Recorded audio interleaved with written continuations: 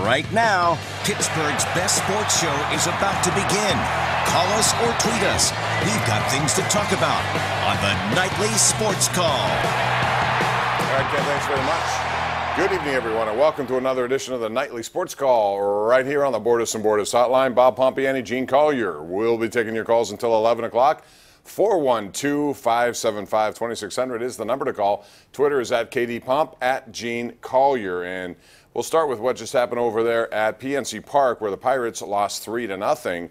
And the offense is already taken the rest of the year off, apparently, and they've lost 6 in a row, 10 out of 11. They also now are 15 games under 500, retreating toward the last place position in the Central Division. 3-zip tonight, but base running errors all over the place, and it's inexcusable at this point. Gene Collier, I want to get your take on this because I was watching and I was not happy with, the execution of a lot of different stuff, but specifically Elias Diaz hits one into the right field corner. He's rounding first, easy double, but Joey Cora is telling him not to try to go to third. He tries to go to third, ignores that signal, wasn't looking, get thrown out by 30 feet, and then down 3-0 in the bottom of the ninth. 2 outs, Polanco hits one in the left center field. It's a single. Okay, it's a base runner. That's all you want. He tries to stretch it into a double, and he is out at second base. That's how you end the game. That's an interesting way to walk off the field. And, Gene, my question to you is, the Pirates use the word accountability quite a bit. What does it mean? Well, Bob, we've long since, I don't know when exactly this happened in baseball, but it's 10 years ago, 15, 20 years ago. We've passed the point in baseball where fans can assume that because someone is a professional baseball player that they know how to run the bases. Really, that they know how to play the game, but specifically run the bases. This is a long-lost part of the game, a lost art. I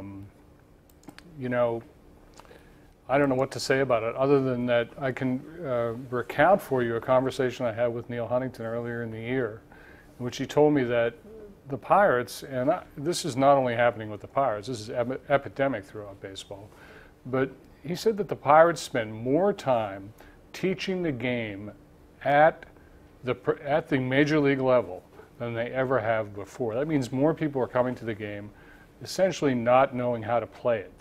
In theory, they know how to pitch, hit, field, but play the game, that's another matter entirely. Well, like a lot of people, I have pet peeves with this. I mean, come on. We hear the term rookie mistake. He's a rookie.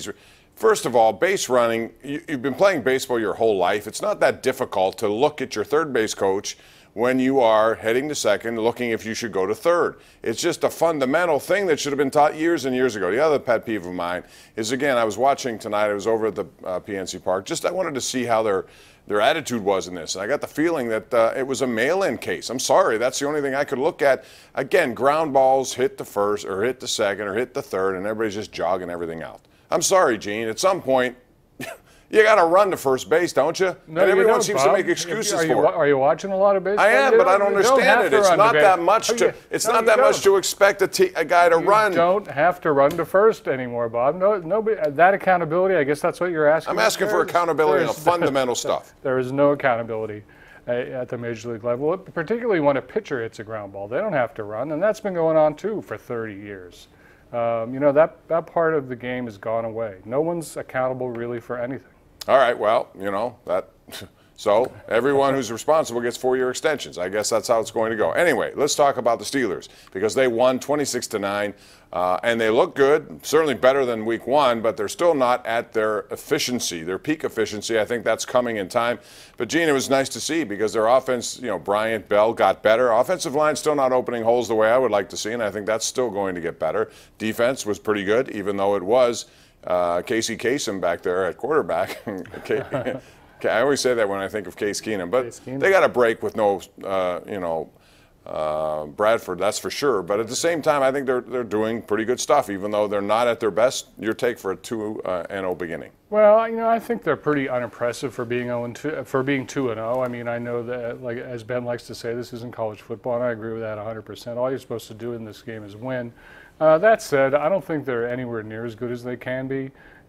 particularly on offense. I think they've been okay on defense, but as you mentioned, they're in this little run now where they keep getting a break on who the other quarterback is, going all the way back to last year. I think Oprah Winfrey will be starting for the Bears this Sunday.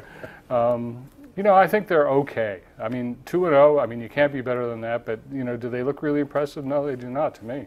John Fox said today it's going to be Mike Glennon at quarterback. He's 5-15 as a starter. However, one of his wins was against the Steelers back, I think it was 2014. We have a lot to get into with that. With the Pirates, Pitt gets pounded 59-21, and now they have the triple option to deal with at Georgia Tech. We'll get into that. And the Penguins also, if you have any questions about them, they begin their preseason tomorrow at State College. We'll take a break, come back with your calls. It's 412-575-2600 or right here live on Pittsburgh's CW.